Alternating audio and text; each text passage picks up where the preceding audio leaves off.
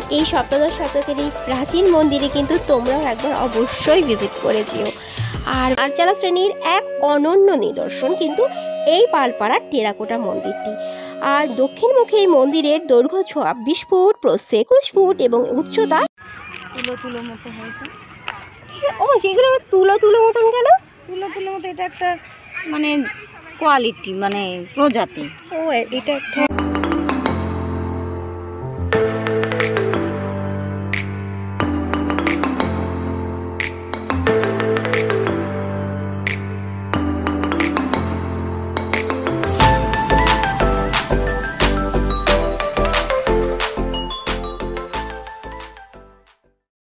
This is Papia and welcome to my channel and another new mini travel vlog. তো কদিন ধরে তো এদিক ওদিক যাওয়ার ট্রাভেল ব্লগগুলো শেয়ার করছি। তো আজকে যে ব্লগটা তোমাদের সাথে শেয়ার করছি এটা কিন্তু আমাদের একদম বাড়ির কাছেই পালপাড়ায় একটা টেরাকোটা মন্দির আছে যেটা কিন্তু অনেক প্রাচীন। তো আজকে তোমাদেরকে সেই মন্দিরটাতে নিয়ে যাব এবং তার সঙ্গে জড়িত কিছু ইতিহাসও তোমাদেরকে বলবো। তো দেখো আমাদের বাড়ি থেকে মাত্র 10 টাকায় টোটো ভাড়ায় নেমে গেছি কাছে, আর ঠিক এই উল্টো রাস্তাটা দিয়ে কিন্তু আমরা চলে যাব। তো মাঝে ক্লিপ হয়ে ওঠেনি। তো যাই হোক, দেখো এখানে কিন্তু এই যে মন্দিরের সাইনবোর্ডটা দেওয়া রয়েছে। তো আমি বলে দিচ্ছি এই মন্দিরটা কিন্তু পালপাড়া স্টেশনের খুব কাছে। তো স্টেশন থেকে নেমে 5-7 মিনিট হাঁটা পথেই কিন্তু এই মন্দিরের কাছে তোমরা চলে আসতে পারো। এই মন্দিরের এরিয়া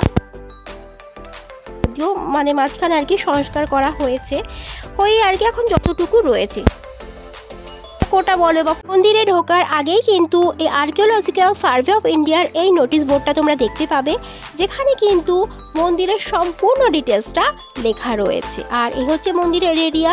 দেখো মন্দিরের এরিয়াটা কিন্তু খুব একটা ছোট নয়, আর ওই সাইড থেকে কিন্তু আমরা এলাম। কোটা বলে বা পোড়ামাটির কাজ বলে এটা কিন্তু বাঁকুড়া, বীরভূম ওগুলি জায়গাতে দেখা যায়। আর তো এখানে খুব কম 2-1টা জায়গাতে আর কি নদীয়া দেখা যায়। চাকদায় তো টেরাকোটা মন্দির বলতে কিন্তু এই এরিয়াটাতেই পড়ে, পালপাড়ার এই মন্দিরটাই। তো মন্দিরের এই জায়গাটা কিন্তু ভীষণ সুন্দর। আর তবে একটা কথা বলে রাখি, বলা হয় যে অনেক প্রাচীনকালে নাকি কোনো এক রঘু ডাকাত নাকি এখানে মা কালী পুজো করতো। তবে হ্যাঁ, এখন কিন্তু এই মন্দিরে কোনো দেবদেবী কিছুই নেই। এটা বর্তমানে আর্কিওলজিক্যাল সার্ভে অফ ইন্ডিয়ার তত্ত্বাবধানে আছে। এএসআই এর একটা বোর্ড থেকে জানা যায় সুউচ্চ স্তম্ভের উপর দণ্ডায়মান এই মন্দিরটি 1717 নির্মিত হয়েছিল। আর ট্র্যাডিশনাল বিশ্বাস অনুযায়ী জনৈক গঙ্গাধর রায় কর্তৃক এই মন্দিরটি নির্মিত। মূল মন্দিরটি কিন্তু চতুষ্কোণ ও উচ্চতায় 12 ফুট। আর এখানে কিন্তু কোনো বিগ্রহ নেই। এখানে আগে কি মা কালীর পুজো হতো। আর মন্দিরটির প্রাচীনত্ব দেয়ালে কিন্তু লক্ষণীয় হলো এখনও কিন্তু এখানে লোটাস মেডিলিয়ানগুলো সুন্দরভাবে লক্ষ্য করা যায়। আর মূল দরজার চারপাশে কিন্তু একটা আর্চ মতো করে সেখানে রাম রাবণের যুদ্ধের কাহিনী বর্ণনা করা হয়েছে। যদিও এখন অনেক অংশটা অস্পষ্ট হয়ে গেছে বহু দিন থাকার ফলে, রোদে পুড়ে বৃষ্টিতে ভিজে, তবে যতটুকু দেখা যাচ্ছে আমি কিন্তু তোমাদেরকে দেখানোর চেষ্টা করছি। যদি মন্দিরটাকে বলা হয় 500 বছরের বেশি পুরনো, তাহলে এই মন্দিরটা যেমন পরাধীন ভারতকে দেখেছে, সেরকম কিন্তু যখন স্বাধীনতা লাভ করেছিল তখন কিন্তু এর সূর্যোদয়ও কিন্তু এই মন্দিরটা দেখেছে। এরকম মন্দিরের দরজা কিন্তু বন্ধ, তাই ভেতরে আর আমি যেতে পারছি না। আর মন্দিরের উপরের যে কারুকার্যগুলো ওটাও সঠিকভাবে তোমাদেরকে আমি দেখাতে পারছি। সপ্তদশ শতকে নির্মিত এই প্রাচীন মন্দিরটিতে কিন্তু আসতে হলে তোমাদেরকে কোনো টিকিট কেটে আসতে হবে না। তো তাই যারা কাছাকাছি আছো এখন অবধি দেখোনি, যতদিন ফ্রি আছে বলবো একবার কিন্তু অবশ্যই এসে দেখে যেও। এটা কিন্তু আমাদের প্রাচীন ইতিহাসের সাক্ষী বহন করে আসছে।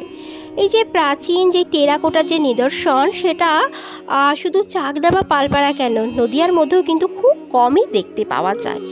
আর এই মন্দিরটির আরও কিছু বৈশিষ্ট্য যা তোমাদেরকে বলে দিচ্ছি, সেটা হচ্ছে চারচালা শ্রেণীর এক অনন্য নিদর্শন কিন্তু এই পালপাড়ার টেরাকোটা মন্দিরটি।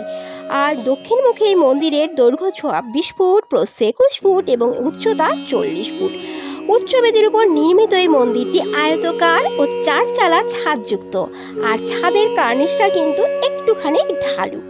1915 সালে 13 সেপ্টেম্বর বিজি 3754 দ্বারা এই মন্দিরকে কিন্তু রাষ্ট্রীয় গুরুত্বপূর্ণ স্মারক হিসাবে চিহ্নিত করা হয়েছে, অর্থাৎ এর গুরুত্ব কিন্তু অপরিসীম। আর তবে এই মন্দিরের উপরে যে শিলালিপি সেটি কিন্তু এখন হারিয়ে গেছে। তো এক্স্যাক্ট যে ডেটটা সেটা কিন্তু বলা মুশকিল। তবে দেখো এখন অবধি কিন্তু মন্দিরটা যথেষ্ট ভালো অবস্থায় আছে। বহু প্রাচীন এই মন্দিরে কিন্তু পুজো হয় না, তবে একসময় কিন্তু এখানে মা কালী ও শিব ঠাকুরের মূর্তি ছিল, তার কিন্তু পুজো হতো। তো স্থানীয় মানুষদের সাথে কথা বলে বুঝলাম যে এখানকার মূর্তি কিন্তু এখানকার পাশেই একটা বাড়িতে রেখে সেখানেই পুজো করা হয়। তবে মাঝে মন্দির সংস্কার করা হয়েছিল, তখনই মূর্তিগুলো কিন্তু এখান থেকে সরিয়ে ফেলা হয়েছে, তারপর কিন্তু এখানে আর মূর্তি রাখা হয়নি।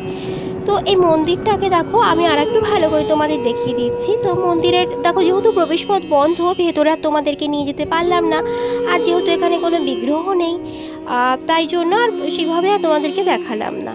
আর মন্দিরের কিন্তু দুটো প্রবেশদ্বার, একটা দেখো এই সামনে, আর সিঁড়ি থেকে কিন্তু উঠে এসে মন্দিরটা ঠিক এর মন্দিরটার বারান্দা দিয়ে যদি চলে যাওয়া যায় তো এই সাইডেও কিন্তু একটা প্রবেশপথ রয়েছে, সেটাও কিন্তু একইভাবে বন্ধ হয়ে রয়েছে। তো এই মন্দিরটাতে কিন্তু কোনো সিমেন্টের ইউজ হয়নি, মানে মন্দিরটা যখন তৈরি হয়েছিল তখন সিমেন্ট আবিষ্কার হয়নি, চিন, সুরকি ও ইট দিয়ে কিন্তু এই মন্দিরটা নির্মিত। বলা হয় যে এই মন্দিরটার ভেতর থেকে নাকি একসময় গঙ্গার সাথে যোগাযোগ ছিল, তো সে তো অনেক আগেকার কথা আর কি। তো এই দেখো এখন মন্দিরটা দেখো অনেকটাই ধ্বংসপ্রাপ্ত হয়ে গেছে সময়ের সাথে সাথে, তবুও কিন্তু একটু দর্শনীয় স্থান, কালচার, প্রাচীন স্থাপত্যের নিদর্শন এবং কিন্তু আমাদের গর্ব। তবে এই যে পুরো এরিয়াটা, এটা যেহেতু সরকারের তত্ত্বাবধানে রয়েছে, তো জায়গাটা কিন্তু মোটামুটি ওয়েল মেনটেন রয়েছে, আর এটা পুরোটাই কিন্তু মন্দিরের এরিয়া। আর এখানে কিন্তু বিকেলবেলাতে আশেপাশে যে লোকজন রয়েছে তারা কিন্তু এখানে আসে, বসে গল্পগুজব করে, বাচ্চারা এখানে এসে খেলাধুলো করে। তো সত্যি কথা বলতে এই সন্ধেবেলাটা কিন্তু এখানকার আসা একদম পারফেক্ট টাইম, আর একটা খুব সুন্দর জায়গা। আর এই যে মন্দির, এই প্রাচীন স্থাপত্যের নিদর্শনকারী মন্দিরটা কিন্তু না জানি কত ইতিহাস, কত ঘটনার সাক্ষী বহন করে নিয়ে এসছে। আর দেখো এখানকার যে জায়গাটা রয়েছে কিন্তু ওয়েল মেনটেন রয়েছে, দেখো আম গাছে কত আম রয়েছে, সবই কিন্তু মন্দিরের এরিয়া। আর এখানে কিন্তু সিমেন্টের বেঞ্চ করা রয়েছে, এখানে এলে কিন্তু বসাও যেতে পারে। আর দেখো এখানে দেখো ছোটো ছোটো বাচ্চারা কি সুন্দর দেখো খেলা করছে মন্দিরের এরিয়া জুড়ে, আটকানোর কেউ নেই। তবে এই মন্দির বোধহয় সন্ধ্যের পর মন্দিরের যে মেন গেট সেটা বন্ধ করে দেওয়া হয়, চাবি হয়তো স্থানীয় মানুষের কাছেই থাকে, লাইটের হয়তো এখানে ব্যবস্থা নেই। আর এখানে চাইলে এলে কিন্তু কোনো ফটোশ্যুট, ভিডিও শ্যুট এগুলোও কিন্তু অনায়াসে কিন্তু তোমরা করতে পারো। আর সামার টাইম তো সত্যি কথা বলতে এখানে আসার একদম পারফেক্ট টাইম। তো তোমরা যারা কাছাকাছি আসো একবার কিন্তু ভিজিট করে যেও। এই দেখো আমি কথা বলতে বলতে ভুলেই গেছি, আমার সাথে আমার মাসিও এসছে। আর দেখো আমার ছোটো মাসি এসে কী করছে, এখানে এসেও ফুল গাছ জোগাড় করতে শুরু করে দিয়েছে। তো মাসি দেখিয়ে দাও এটা কি ফুল। তো অ্যাকচুয়ালি এটাকে আমরা হসনোহানা ফুল ভাবছিলাম, তো যাই হোক বুঝতে পারিনি আর কি, না বুঝে নিয়ে এসেছিলাম। তো জানি না এই ফুলটার নাম কি, তো এই ফুলটা আমি তোমরা ওখান থেকে নিয়েছিলাম। ও সেগুলো তুলো তুলো মতন কেন? তুলো তুলো মতো, এটা একটা মানে কোয়ালিটি, মানে প্রজাতি। ও এটা একটা প্রজাতি, এটা এরকম হয় ফুল তুলো তুলো মতো, এগুলো উড়ে বেড়ায়, এই যে এরকম করে উড়ে যাবে, এরকম উড়ে যাবে।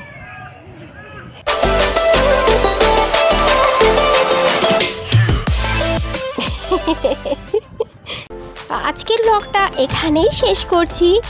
আর নিশ্চয়ই জানিও ব্লগটা আজকে তোমাদের কেমন লেগেছে। আর এই সপ্তদশ শতকের এই প্রাচীন মন্দিরে কিন্তু তোমরাও একবার অবশ্যই ভিজিট করে যেও। আর ভালো লাগলে অবশ্যই লাইক করো, কমেন্ট করো, নতুন হলে চ্যানেলটাকে সাবস্ক্রাইব করো। টাটা।